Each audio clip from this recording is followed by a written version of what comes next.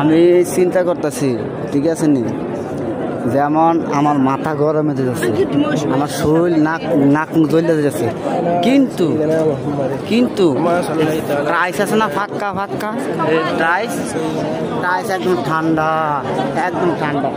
মানে এত গরম, মানে মানে এত গরম, মানে গরম মানুষ আটতে পারছে না, কিন্তু টাইস ঠান্ডা, টাইস কোনো গরম নয়। আল্লাহর কি কুদরত। এই কাবা শরীফের সামনে যে টাইসগুলা, এটা একদম ঠান্ডা। আর কিন্তু মাথা কিন্তু একদম গরম হয়ে যায়, রকমক এই রক গরমে রকমক ফুলে গেছে, এই গরমে রক্ত ফুলে গেছে। কিন্তু আল্লাহর কি রহমত, টাইসটা একদম ঠান্ডা। টাইস যদি গরম হইতো মানুষ আর এটা তাপ করতে পারতো না। ফাঁকা এত ঠান্ডা, মানে বলার বাহিরে, কোনো জল লাগে, এটা কোনো রোদে লাগছে না, এরকম লাগতেছে।